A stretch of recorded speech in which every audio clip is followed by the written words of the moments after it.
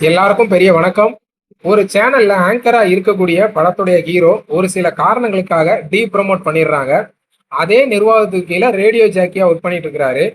இவருடைய வேலை என்ன அப்படின்னா, அன்னைக்கு நடக்கிற அரசியல் நிகழ்வுகளை பத்தி மக்கள்கிட்ட கருத்து கேட்கறது. அதே மாதிரி கொரியன் கவர்மெண்ட்ல வந்து டாக்ஸ் அமுல்படுத்தியிருக்கிறாங்க. பணக்காரங்களுக்கு ஒரு விதமான டாக்ஸும், ஏழைகளுக்கு ஒரு விதமான டாக்ஸும் அமுல்படுத்தியிருக்காங்க. அன்னைக்கு அந்த டாபிக் எடுத்து இவர் மக்கள்கிட்ட கருத்து கேட்டுட்டு இருக்கிறாரு. அப்போ அவருக்கு ஒரு ஃபோன் வருது. நான் பார்க் பேசுறேன் அப்படின்னு ஒருத்தர் பேசுறாரு. அவருடைய கஷ்டங்கள அதில சொல்லிட்டு இருக்கிறாரு.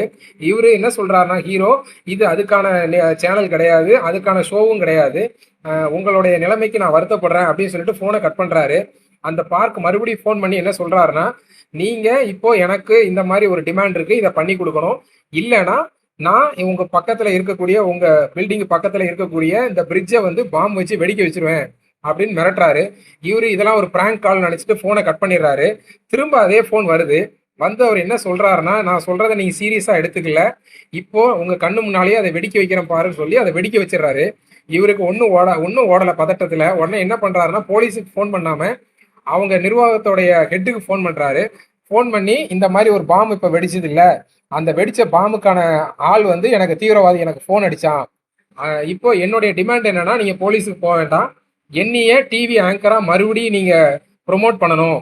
அதே மாரி இந்த ஃபுட்டேஜ பூரா நான் லைவா நானே டெலிகாஸ்ட் பண்றேன். அப்படின்னு ஹெட்டுட்ட பெர்மிஷன் கேட்டு இவரே லைவா பண்றாரு.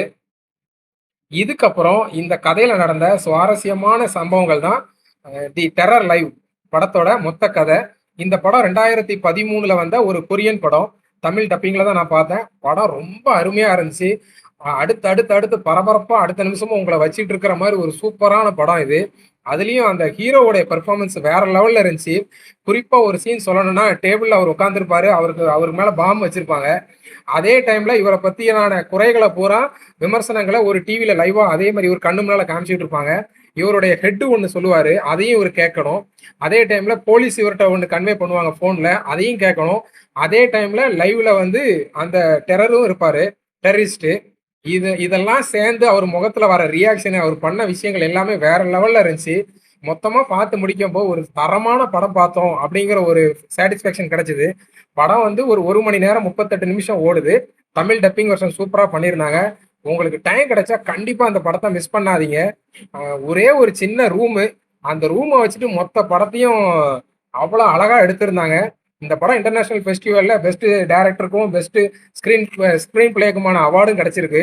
ஒரு $3 மில்லியன் எடுத்த படம் 35 மில்லியன் வரைக்கும் கலெக்ட் பண்ணியிருக்கு.